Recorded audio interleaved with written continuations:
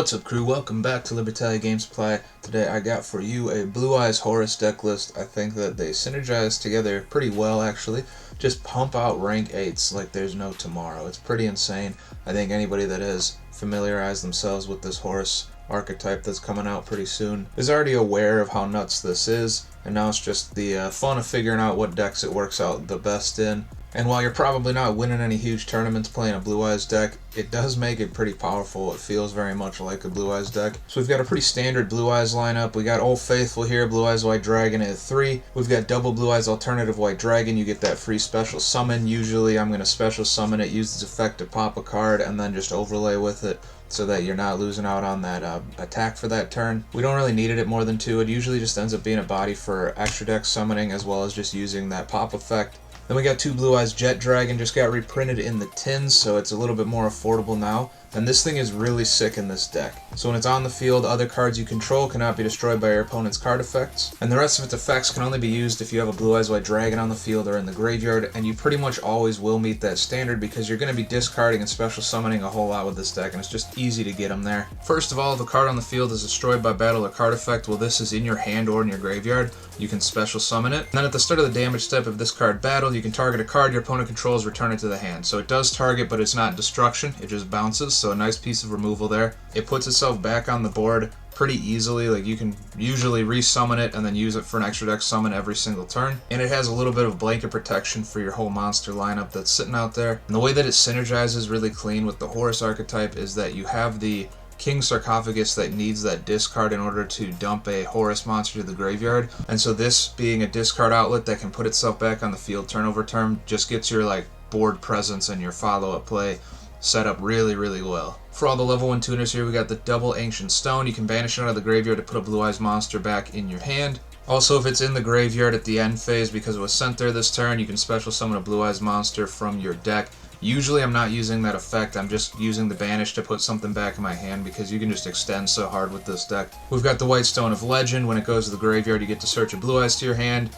All of these are fairly similar synergy with the Sarcophagus. It's an easy discard outlet, not to mention the rest of the discard outlets we have, and it's just extra search power. Then we got Triple Sage with Eyes of Blue. On summon, it searches a level 1 light tuner, so we've got the 1 of effect Veiler just because it's an easy thing to put in your hand and then pass turn, and now you have at least 1 effect negation there. It also has the effect to discard itself from the hand and then target an effect monster you control and send it to the graveyard, and then you can special summon a Blue Eyes monster from your deck. I usually end up using that with the Giant Trainer because Giant Trainer, you're just summoning to get your 3 draws. Hopefully you're burning for 2400 damage, and then you're going to have a Giant Trainer sitting on board that you can't do anything with, so you just discard the Sage, turn it into like a Jet Dragon or something, and you're good to go. You also don't really use your normal summon that much in this deck, and so having these level 1 guys that you can summon in order to facilitate synchro summoning is actually super easy because you're going to summon so much without them, and then if you just decide that you want that synchro play, you always have that normal summon available. We got the 1 Veiler that we just talked about, and then we got the Triple Dictator of D. This felt super gimmicky at first, but it actually works pretty well. Number 1, its stats are good. It's a level 4 Dark Monster, and that's going to become important when we get down to the extra deck here. While it's on the field and you control a Blue Eyes monster,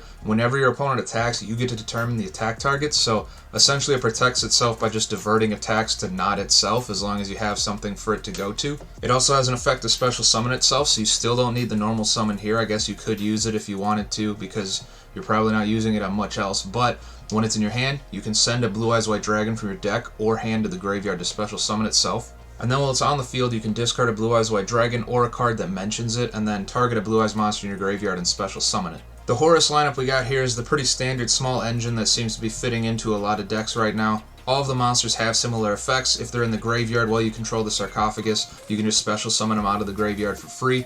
And then they also all have an effect while they're on the field. If a card you control is removed from the field by an opponent's card effect, they get an additional effect. So we've got Triple Inseti. Its unique effect is that it can discard itself plus another card in order to search the Sarcophagus. So that's why it's at 3. We need that Sarcophagus right away to get the Horus part of this deck rolling. And then if it's on the field, when one of your cards gets removed, you can then send 1 card on the field to the graveyard. So non-targeting and non-destruction. We've got the one monkey guy. His little recovery effect on the field is that he can target 2 cards in any graveyard or banish zone and either add both of them to the hand or shuffle both of them back into the deck. So you can use that as recursion, and it's any 2 cards. So if there are spells you want back or whatever, you can just put them back in your hand. If there's stuff that your opponent is using in their graveyard or banish zone, you can just take them away and put them back in their deck.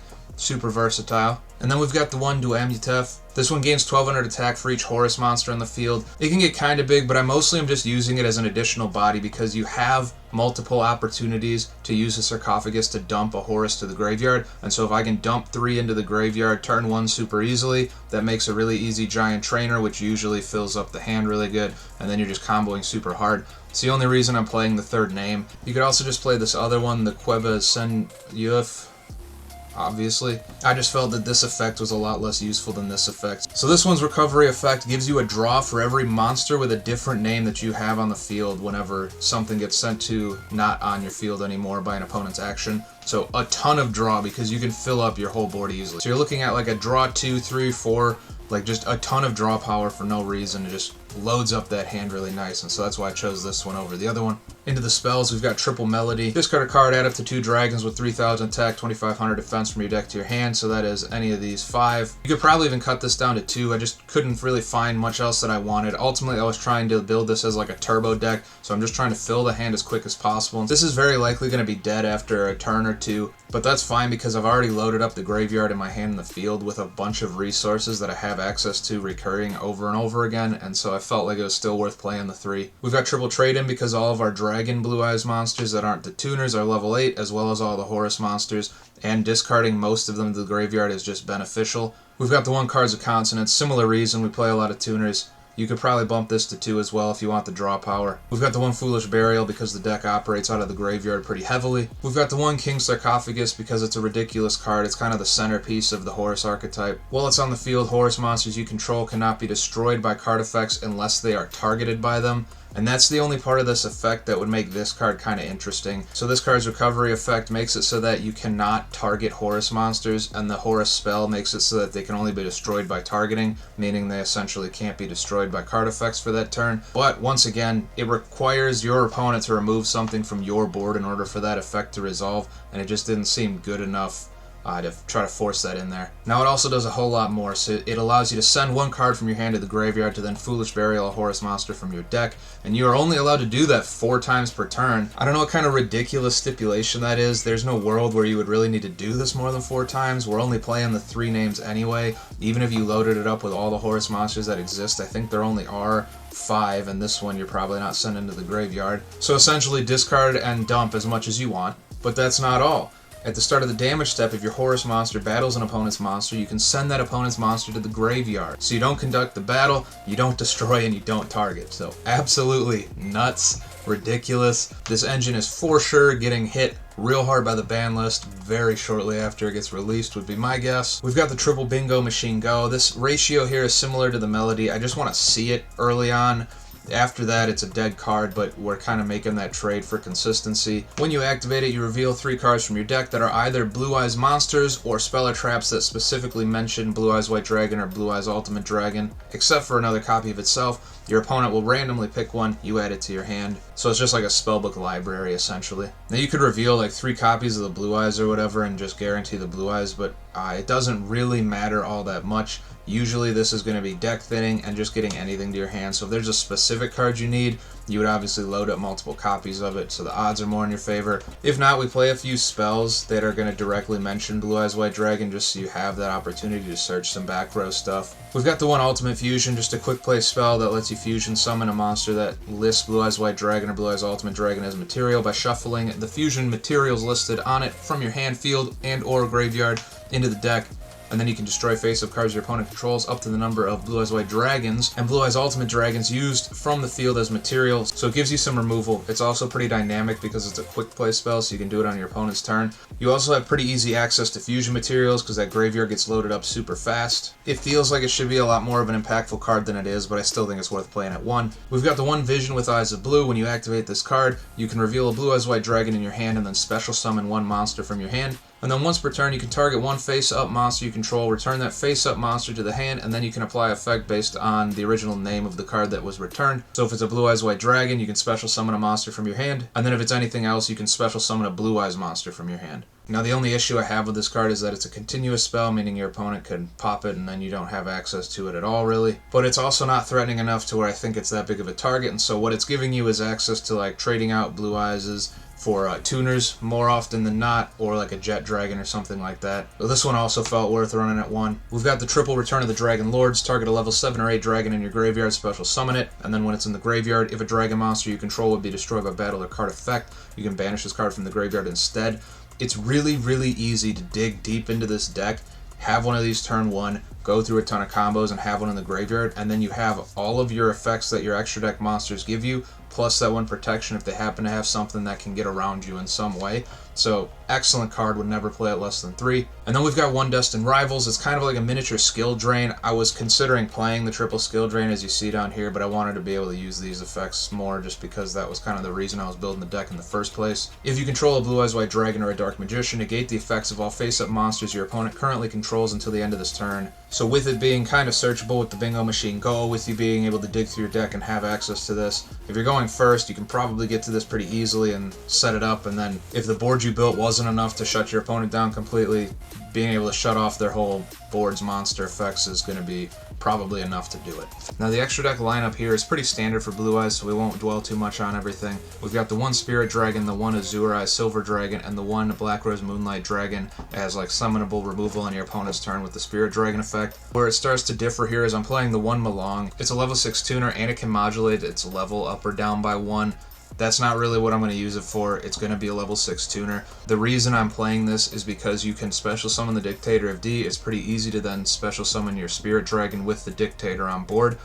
You can then use the Spirit Dragon to tribute itself to summon the Malong. Then you can synchro summon with the Malong and the Dictator of D to make the Chaos Angel. When Malong goes to the graveyard, you can target a face-up card your opponent controls and bounce it to the hand. Then the Chaos Angel on summon can target a card your opponent controls and banish it. So you get 2 non-destruction removal effects off of that summon, and you get all of the Chaos Angel effects. So synchro monsters you control are unaffected by monster effects activated by your opponent, and monsters you control cannot be destroyed by battle. So if you get this on board with both copies of Blue Eyes Jet Dragon, which are fairly easy to do because you can summon it on your turn and your opponent's turn, you essentially have a lock between the Blue Eyes Jet Dragons because they both say other monsters you control cannot be destroyed by opponent's card effects, and the Chaos Angel prevents everything from being destroyed by battle, so now they would have to have a mass board banish or a mass board bounce, which is a lot more rare in the game. Now that's also not a super common board state you're going to get to, but the fact that you can do it is just fun. For the Xyz lineup, we've got the 197, it gives you access to the number 100, and you can summon a ton of Xyz monster and then make the number 100. I've gotten this thing up to 25,000 attack, just absolutely ridiculous, so that's super cool too, feels very Kaiba to me. We've also got the one number 38, it's got that good spell negation effect. I think the only downside to this lineup here is that you're choosing one or the other, where this is pretty easy to summon on its own, so I've considered trying to fit a 3rd number monster in there as an extra material for the Draglubion play into the number 100, but really if you're in a position to make the 97 play into the 100, you're probably in a position to attack for game, and so you don't need the 38 anyway, but just something to consider.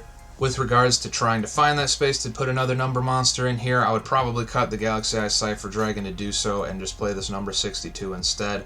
The only reason this is in here was for the Galaxy Eyes, and when I had this in here, I had this in here too, and I just cut these two out at the same time because they felt like a package deal, but that is not necessarily the case. Basically what the Cypher Dragon does is you attach material, target a face-up monster your opponent controls, it's your monster now.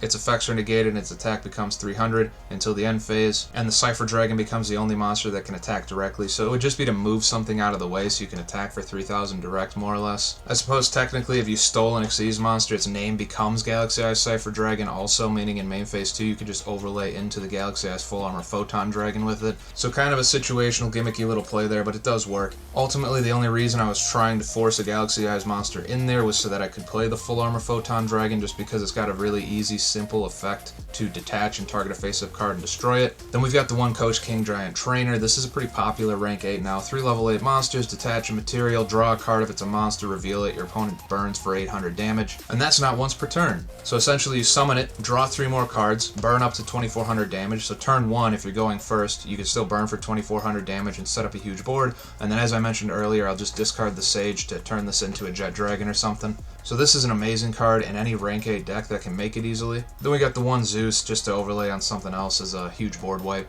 I've got the one Hieratic Seal because it's got that bounce effect and non-destruction removal is nice. And then our 2 targets for the ultimate fusion, the Blue Eyes Tyrant Dragon and the Blue Eyes Twin Burst Dragon. The Tyrant Dragon, while on the field, is unaffected by trap cards, so I suppose against like Eldritch or Labyrinth or something, it gives you a little bit of benefit. It also can attack all monsters your opponent controls once each. It also has an effect when it battles to be able to take a trap out of your graveyard and set it back to your field, so I guess you could get a little loop going with your fake skill drain here, but that's not really like a reliable play you can make. And then the Twin Burst can attack twice, as the name would suggest, and then if it doesn't destroy something that it battled, it can just banish it at the end of the battle phase. But that's it for this one. I just thought it was kind of an interesting little way to use the new Horus support in a deck that is a fan favorite, so if you try this out, let me know how you like it. If you got any other thoughts for text, especially in the extra deck. I feel like I'm not quite making as much use out of the extra deck as I could be. Let's talk about it down below. I'd love to hear from you. In the meantime, happy deck building. Have a good one. I'll see you in the next one. Goodbye.